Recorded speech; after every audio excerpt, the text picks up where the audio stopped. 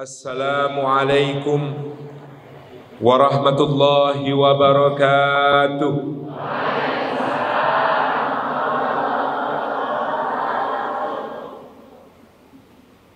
Alhamdulillahi wa kafa, wassalatu wassalamu ala rasulil mujtaba, sayyidina wa habibina wa syafi'ina wa maulana Muhammadinil Mustafa wa ala alihi wa ashabihi ahli sidqi wal wafa, thumma ala kulli man ittaba'al huda. Ashhadu an la ilaha illallah wahdahu la syarika lah, wa ashhadu anna Muhammadan abduhu wa rasuluh, la nabiyya wa la rasula ba'dah. Sadatul afadil hadratul mukarramin, para alim, para ulama, para asatid, para ustadzat, para masyayikh, para kiai, guru-guru umat semuanya. Wabil khusus guru kita Bunda Roni Reskita Siregar beserta seluruh jajaran para pengkhidmah Al-Quran yang luar biasa. Yang kita takdimi guru kita Ustadz Alif Aslan, yang kita hormati host kita Bang Raffi, para tokoh masyarakat, para pimpinan berbagai lembaga dan ormas. Yang kami hormati ada ayahanda kita Ketua Dewan Masjid Indonesia, Badan Kesejahteraan Masjid An-Nadirin beserta seluruh jajaran pengurus, para pimpinan berbagai tingkat institusi pemerintahan. Barangkali hadir di antara kita kepala daerah tingkat 7 alias ketua RT. Ada yang tingkat 6 ketua RW dan seterusnya, para lurah, para camat, barangkali wali kota atau calon wali kota, barangkali gubernur atau calon gubernur, ataupun presiden dan calon presiden, serta seluruh hadirin hadirat, muslimin muslimat, mukminin mukminat, salihin salihat, termasuk tampak di sini ada yang belum kawin maupun belum sunat. Puji syukur kehadirat Allah atas limpahan karunia-Nya. Kita dihimpun karena Al-Quran di dalam rumah Allah yang mulia, mendengarkan, menyimak kalamullah dilantunkan oleh lisan-lisan yang tulus, lisan-lisan yang bersungguh-sungguh belajar, ingin bisa berbincang-bincang mesra dengan Allah Subhanahu wa Ta'ala melalui firman-Nya, melalui kalamnya, melalui Al-Quranul Karim seperti yang tadi kita simak. Karena bacaan tadi yang Masya Allah, meski terbata-bata, Rasulullah SAW menyampaikan justru yang terbata-bata membaca Al-Quran itu mendapatkan 2 pahala. Pahala membaca Al-Quran itu sendiri dan juga pahala belajar agar makin fasih, makin tartil, makin sesuai hukum-hukum bacaannya nanti. Dan karena menyimak bacaan tadi saya teringat satu kisah betapa luar biasanya keberkahan Al-Quran itu dalam berbagai aspeknya, sampai pun pada sekedar bisa melafalkan Al-Quran, dia bisa menjaga keimanan. Bapak Ibu tahu buku Iqra? Cara cepat belajar membaca Al-Quran, terdiri atas 6 jilid, disusun oleh Kiai Haji As'ad Humam dari Kota Gede Yogyakarta. Tahu buku Iqra? Banyak yang belajar pakai buku Iqra? Tahu sejarahnya bagaimana buku Iqra lahir? Adalah guru kami, Ustadz Kiai Haji Muhammad Jazir ASP waktu itu di usia yang masih sangat muda, 20-an tahun, mengikuti kiprah seorang Mohon maaf, mungkin nanti kalau tidak nyaman bisa dipotong ini videonya. Seorang penginjil yang berkeliling ke Gunung Kidul. Sang penginjil ini datang ke desa demi desa. Kemudian di sana dia biasanya menggalikan sumur bor untuk kebutuhan air di desa tersebut. Lalu membagikan berbagai macam barang, beras, telur, mie instan, berbagai-bagai. Dan dari situ banyak warga di Gunung Kidul saat itu yang kemudian beralih ke agama sang penginjil. Ustadz Jazir mempelajari pola tersebut. Dan salah satu yang beliau biasanya lakukan setiap kali sang penginjil, dan hubungan beliau dan sang penginjil ini baik.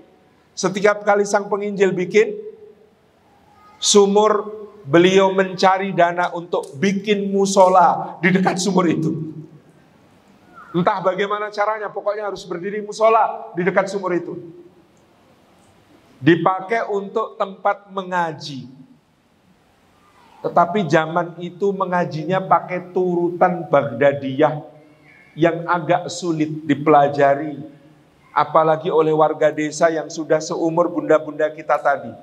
Sulit. Dan Ustadz Jazir menemukan satu fakta penting. Kenapa orang begitu mudah berpindah iman, berpindah akidah, hanya kemudian diberikan barang ini, barang itu yang nilainya tidak seberapa, hanya untuk menyambung hidup mereka beberapa hari, tapi mereka rela menukarnya dengan akidahnya. Beliau menemukan bahwa sebab dari umat Islam begitu lemah, mudah untuk terbujuk rayu, berpindah keyakinan itu karena mereka tidak punya rasa memiliki terhadap dinul Islam. Tidak punya rasa memiliki terhadap agama Islam. Dan untuk sebaliknya, membangun rasa memiliki terhadap agama Islam itu ternyata sangat sederhana. Caranya bagaimana? Supaya orang punya rasa memiliki terhadap agama Islam, sehingga diberikan apapun, bantuan ini itu, mereka tidak akan goyah. Sederhana Pak, sekedar bisa membunyikan huruf-huruf yang ada di Al-Quran, itu membuat mereka bisa bertahan keimanannya. Maka dari itu Ustadz Jazir ketika itu lapor kepada Kiai Haji As'ad Humam, Kiai, kalau kita pakai Baghdadiyah, kalau kita pakai waktu itu yang baru muncul tapi juga cukup sulit, standarnya tinggi, namanya Kiroati, dari Kiai Haji Dahlan Salim Zarkasi Semarang. Ini warga desa sulit Pak Kiai. Mereka kesusahan, kesulitan untuk kemudian bisa belajar dengan tekun. Apalagi standarnya sangat tinggi, sulit sekali memenuhi standar itu bagi warga desa. Sedangkan warga desa ini memerlukan satu waktu yang cepat, sesegera mungkin bisa membunyikan huruf-huruf Quran. Itu sudah membuat mereka insya Allah terjaga akidahnya. Jadi bagaimana Dik Jazir waktu itu Kiai As'ad Humam memanggil begitu. Bagaimana kalau kita susunkan Kiai satu metode belajar yang lebih cepat, lebih mudah, lebih sederhana, orang segera bisa membaca Al-Quran, meskipun untuk benar, untuk tartil itu perlu proses selanjutnya. Jadi ini pertolongan pertama untuk menjaga akidah umat melalui Al-Quran, yaitu membuat mereka secepat mungkin bisa membunyikan huruf-huruf Al-Quran. Maka tersusunlah metode Iqra itu. Jadi kalau mungkin ini ada yang belum memahami, mungkin mengatakan Iqra ini banyak kelemahannya. Iqra ini untuk belajar tartil kurang. Cara belajar santri aktifnya terlalu liberal, dalam arti terlalu baru Iqra 4 sudah ngajarin ya Iqra 2 misalnya gitu. Karena dulu memang ditujukan bukan untuk menjadikan orang tartil membaca Al-Quran, tetapi untuk menolong akidah umat yang ada di pelosok-pelosok, supaya mereka bisa cepat segera bisa membunyikan huruf Al-Quran, yang dengan itu mereka terjaga akidahnya. Karena itu diantara barokahnya Quran adalah menjaga iman.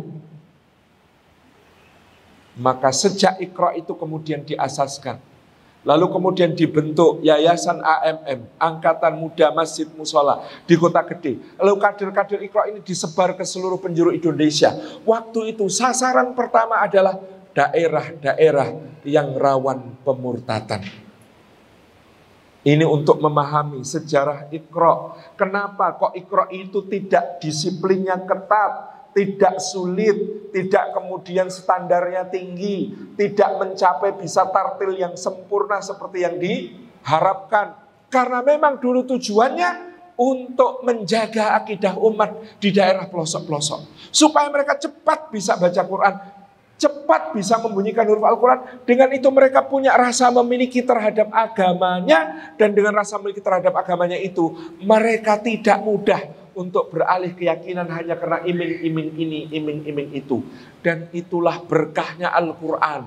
Huruf-hurufnya dibunyikan saja bisa menjaga keimanan. Maka ini mengingatkan saya pada satu tulisan di dalam kitab Al-Manhaj Al-Haraqi li Siratin Nabawiyah yang ditulis oleh salah seorang ulama. Jadi lupa namanya. Syekh Munir Muhammad Al-Ghadban. Syekh Munir Muhammad Al-Ghadban menceritakan dalam Al-Manhaj Al-Haraqi li Siratin Nabawiyah, ketika Sayyidina Bilal bin Rabah radhiyallahu anhu ditarik dari dalam kota Makkah, terparut-parut punggungnya oleh batu, pasir, kerikil-kerikil tajam. Dan akhirnya tiba di satu padang pasir yang panas di luar kota Makkah. Terpanggang oleh terik matahari yang sangat panas.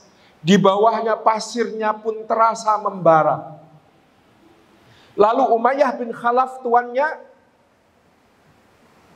menindihkan batu yang sangat besar di dada dan perutnya sehingga Bilal kesulitan bernafas.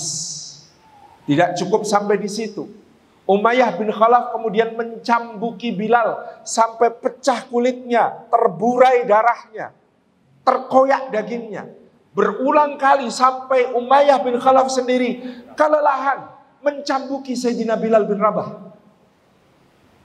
Dan apa yang keluar dari lisan Sayyidina Bilal bin Rabah radhiyallahu anhu?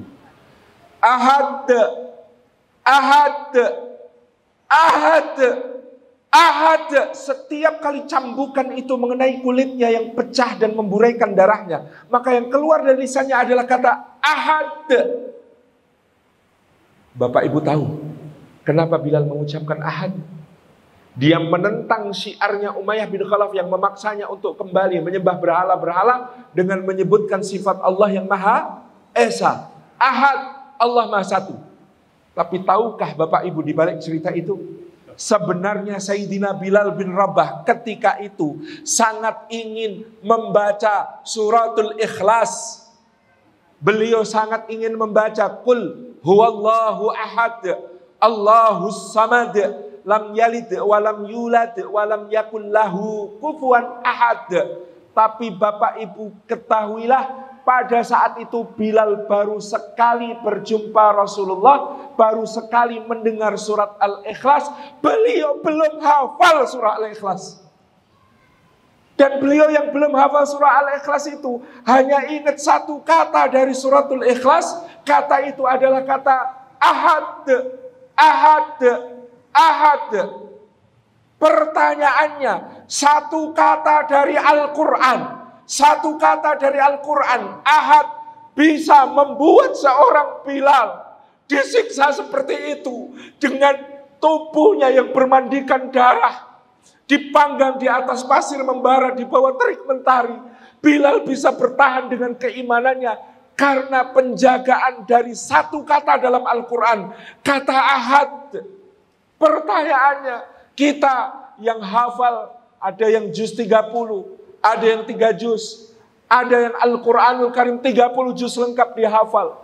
Jika dihadapkan pada ujian iman seperti Bilal, apakah Quran itu kita hayati seperti Bilal menghayatinya, lalu itu bisa menjaga keimanan kita?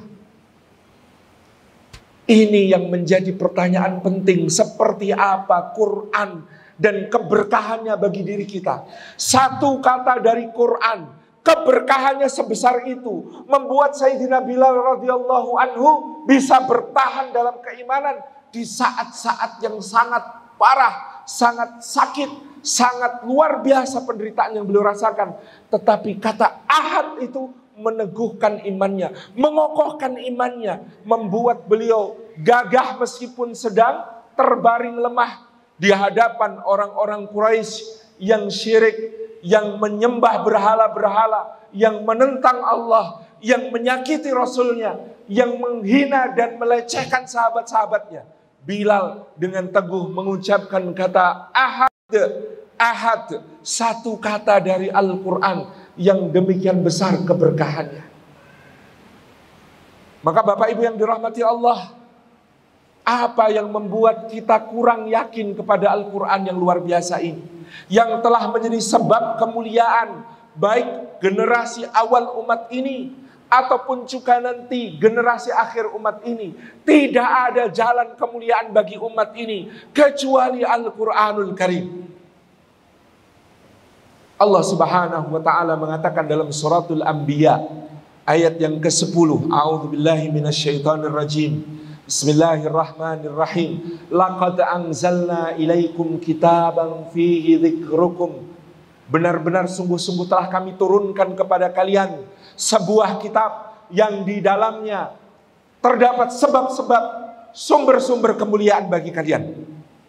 Ini penegasan Allah, dan inilah berkahnya Al-Quran, sumber kemuliaan. Karena apapun yang tersambung, tertaut dengan Al-Quran, maka dia akan menjadi yang paling mulia dari semuanya. Segala sesuatu yang tersambung, terpaut dengan Al-Quran, dia akan menjadi yang paling mulia di antara semuanya. Setiap hari kita mendapatkan malam, siang, malam, siang, malam. Ada begitu banyak malam. Sejak diciptakannya langit dan bumi sampai hari ini, telah ada berjuta-juta malam. Tapi dari semua malam itu, ada malam yang menjadi paling mulia dari semua malam. Karena apa? Karena Al-Quran. Inna anzalnahu fi lailatul qadr. Sesungguhnya kami telah menurunkan Al-Quran itu di malam Al-Qadar. Maka Al-Qadar itu, Lailatul Qadri khairum min alfi syahr. Sesungguhnya malam Lailatul Qadar itu lebih baik daripada 1000 bulan. Karena apa? Karena di dalamnya diturunkan Al-Quran, maka malam ini menjadi paling mulia dari semua malam. Kalau bukan karena Al-Quran diturunkan pada malam itu, maka dia tidak menjadi lebih mulia daripada malam-malam yang lain. Tetapi karena Al-Quran turun, maka malam ini keunggulannya melebihi 1000 bulan. 1000 bulan itu berarti 30.000 malam. Satu malam kedudukannya melampaui 30.000 malam. Karena apa? Karena Al-Quran. Ketika Allah menciptakan langit dan bumi, maka Allah telah menetapkan dalam 1 tahun terdapat 12 bulan. Minha arba'atun hurum.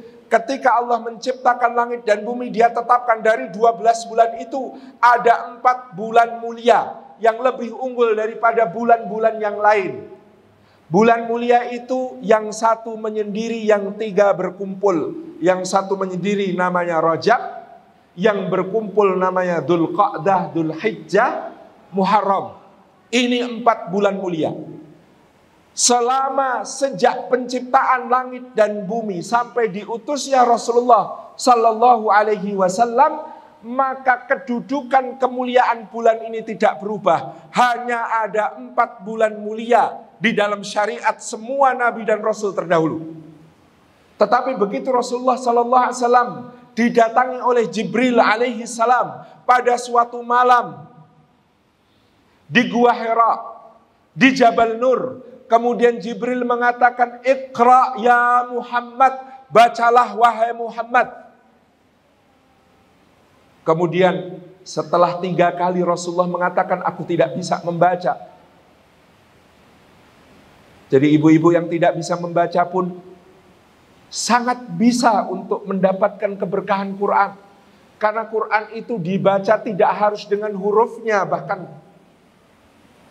Jibril mengajari Rasulullah itu tidak pakai tulisan, tetapi dibacakan, ditirukan sampai bisa. Rasulullah mengajari para sahabat juga tidak dengan tulisan, tapi dibacakan, ditirukan dengan tartil.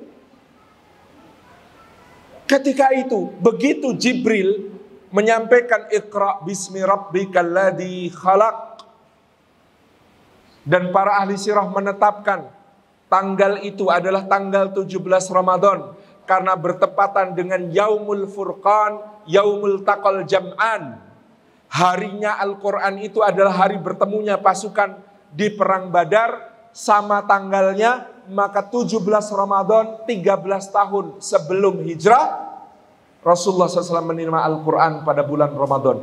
Maka sejak Syahrul Ramadan alladzi unzila fihil Quran, bulan Ramadan yang bulan di dalamnya diturunkan Al-Quran, sejak saat itu Ramadan menjadi sayyidus syuhur, mengungguli 4 bulan mulia yang lain, menjadi penghulu semua bulan, yang di dalamnya dibuka pintu surga, di dalamnya ditutup pintu neraka, dibelenggu setan-setan, dilipat gandakan amal-amal saleh pahalanya sampai tak terhingga, dan bahkan diampuni semua dosa-dosa hamba di bulan Ramadan.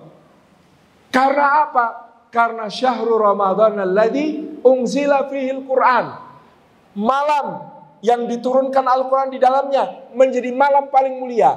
Bulan yang di dalamnya diturunkan Al-Quran menjadi bulan yang paling mulia. Perhatikan, sebelum datangnya wahyu kepada Rasulullah Muhammad SAW, maka para malaikat mulia, kita bisa menghafalkan nama-namanya seperti lagunya Raihan. Mari mengenal 10 malaikat, dicipta Allah daripada cahaya, ianya juga rukun iman kedua. Itu ya, kita hafal nama-namanya. Dan dahulu sebelum diturunkannya Al-Quran, maka Jibril, Mikail, Israfil, Malakal Maut, dan semua malaikat itu kedudukannya adalah para penghulu malaikat yang setara. Tetapi begitu Jibril alaihi salam ditunjuk untuk menjadi pembawa wahyu Al-Quran, maka jadilah dia Sayyidul Malaikat, penghulu dari semua malaikat. Di dalam Al-Quran dia disebut Ar-Ruhul Amin, sang ruh yang terpercaya. Dia disebut Ar-Ruh, dia disebut sebagai malaikat pemimpin dari semua malaikat. Dia disebut Syadidul Quwa, malaikat yang memiliki kekuatan yang paling dahsyat. Dia diistimewakan melebihi semua malaikat. Karena apa? Karena Jibril adalah malaikat yang membawa wahyu Al-Quran. Rasul yang menerima wahyu Al-Quran, maka Allah pilihkan sebagai Rasul yang paling mulia, Sayyidul Anbiya wal Mursalin. Dia menjadi penghulu seluruh Nabi dan seluruh Rasul. Meskipun beliau begitu tawaduknya mengatakan, perumpamaan antara aku dengan para Nabi sebelumku. Beliau mengatakan, sebelumku Allah telah mengutus 124.000 Nabi. Di antara mereka ada 315 Rasul. Dari semua itu disebut namanya dalam Al-Quran 25 Nabi dan Rasul. Dari antara itu ada 5 ulul azmi minar rusul.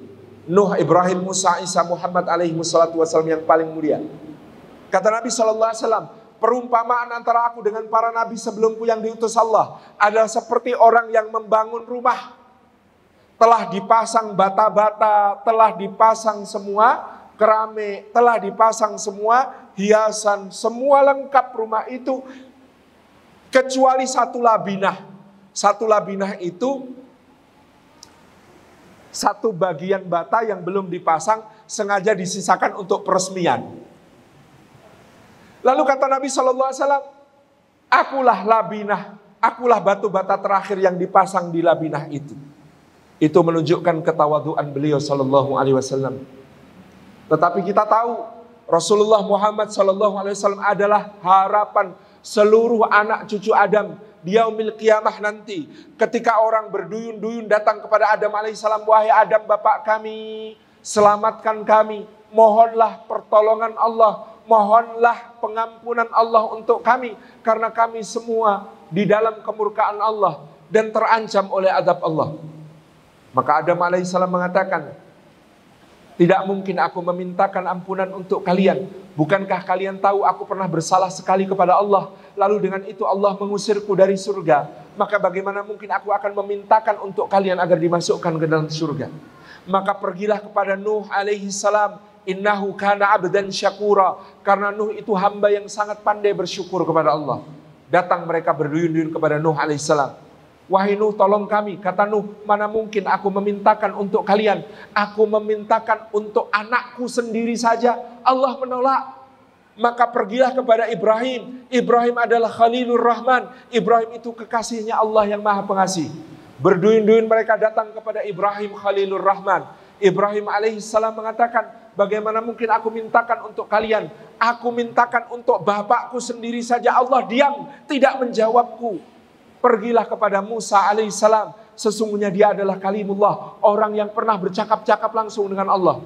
Mereka datang kepada Musa alaihissalam, lalu Musa mengatakan, bagaimana aku mungkin akan memintakan ampunan untuk kalian? Aku pernah berdosa, sampai sekarang pun aku tidak tahu apakah Allah mengampuni dosaku atau tidak. Pergi kalian kepada Isa alaihissalam. Dia manusia yang tidak pernah punya dosa. Dia lahir dari seorang ibu yang suci karena ruh yang ditiupkan Allah. Sampaikan kepadanya. Orang-orang datang kepada Isa alaihissalam. Isa tidak bicara apapun, tetapi dia menunjuk kepada seseorang yang ada di sebelahnya. Itulah Rasulullah Muhammad sallallahu alaihi wasallam. Lalu orang-orang ini pun datang kepada Rasulullah sallallahu alaihi wasallam. Ketika mereka datang, maka Habibullah Muhammad sallallahu alaihi wasallam menghadap kepada Rabbnya Jalla wa Ala. Kemudian beliau bersujud dan beliau di dalam hatinya mengatakan, dan Allah Maha tahu, ya Rabbi, engkau berjanji kepadaku, wala saufa yu'tika rabbuka fatarda, dan Rabbmu pasti memberikan apapun yang engkau minta sampai engkau ridha. Maka inilah aku meminta kepadamu, ya Allah, selamatkan mereka, selamatkan mereka. Maka sepanjang Rasulullah SAW bersujud itulah Allah menyelamatkan dari neraka hamba-hamba yang tak terhitung banyaknya, begitu besar kasih sayang Allah hari itu karena syafaat Rasulullah sallallahu alaihi wasallam. Terus Rasulullah bersujud dan terus Allah menyelamatkan dari api neraka. Maka ketika Rasulullah mengangkat kepalanya selesai dari sujudnya, ketika itulah Allah menganggap Rasulullah sudah ridha, maka dihentikanlah penyelamatan dari azab api neraka itu. Inilah Rasul yang kepadanya diturunkan Al-Quran, maka dia menjadi Rasul yang paling mulia, maka dia akan diberi hak oleh Allah sesuatu yang tidak diberikan sama sekali kepada siapapun di antara nabi-nabi yang lain. Malam, bulan, malaikat, Rasul. Tempat di mana Al-Quranul Karim diturunkan juga menjadi tempat yang paling mulia di atas bumi. Dahulu sebelum Rasulullah SAW dibangkitkan di kota Makkah Al-Mukarramah, maka tempat yang dipilihkan Allah untuk menjadi tempat dibangkitkannya para nabi, para rasul adalah Baitul Maqdis. Keberkahan Baitul Maqdis begitu besar. Dari 25 nabi dan rasul yang disebut Al-Quran, 18 diantaranya terkait dengan Baitul Maqdis, terkait dengan Masjidil Aqsa. Tetapi begitu Al-Quran diturunkan, maka kedudukan Baitul Maqdis turun ke peringkat ketiga. Karena yang paling mulia di bumi Allah ini adalah Makkah, dan disusul oleh tempat yang juga kepadanya wahyu turun, yaitu kota Al-Madinatul Munawwarah, yang sebelumnya bukan apa-apa, menjadi kota termulia kedua di bumi. Bahkan ayat-ayat Al-Quran dinisbatkan kepada kedua kota itu, Makkiyah dan Madaniyah. Maka semua yang berpaut dengan Al-Quran mulia dan menjadi yang paling mulia. Malam turunnya, bulan turunnya, malaikat yang membawanya, Rasul yang memperolehnya, dua kota tempat di mana dia diturunkan menjadi yang paling mulia di bumi. Maka apa yang membuat kita ragu bahwa sumber kemuliaan kita sebagai umat Islam, sumber kita untuk bisa mendekat kepada Allah sedekat-dekatnya, tidak lain tidak bukan adalah Al-Quranul Karim. Maka Bapak Ibu yang dirahmati Allah, mulai hari ini syiarkan Quran di rumah kita. Bapak Ibu yang dirahmati Allah, setiap hari di rumah kita upayakan untuk punya syiar. Satu, memegang mushaf. Karena anak-anak kita akan melihat kita memegang mushaf.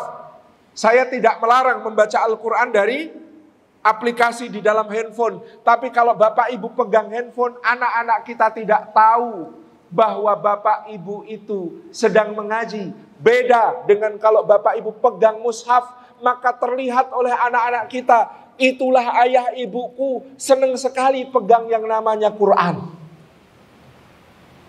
Hatta meskipun belum bisa baca, Bu, pegang mushaf setiap hari. Jadikan sebagai kebiasaan kita memegang mushaf, dilihat oleh anak-anak kita, memegang mushaf setiap hari.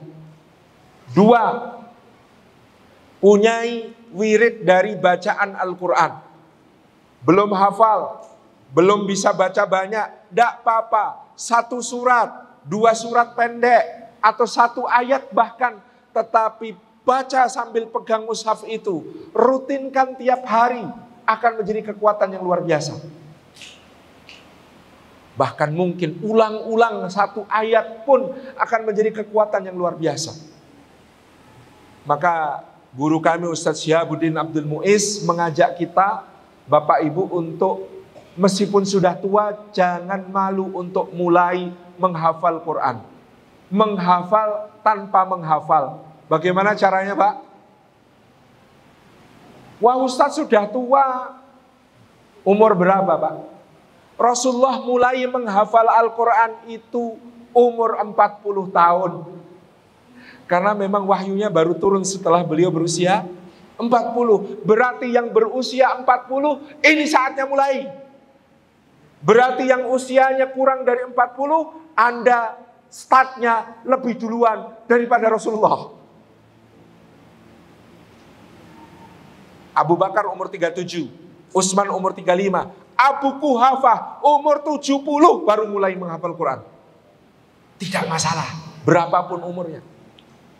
Atau ada yang kemudian, wah saya sekarang nggak pede Ustaz, anak-anak kita tuh cepat sekali menghafal Quran. Ada program 3 bulan, ada program 1 bulan, ada program 6 bulan bisa hafal 30 juz. Jangan tergesa, nggak usah tergoda. Rasulullah itu ngapalin Quran itu selama 23 tahun. Iya kan, Pak? Berapa lama Rasulullah bisa hafal semua Quran? 23 tahun, wong turunnya memang sedikit demi sedikit, bagian demi bagian, dan beliau itu hafalkan 23 tahun. Jadi kalau bapak-bapak mulai umur 40, nanti selesai umur 63, no problem. Itu sudah sangat baik.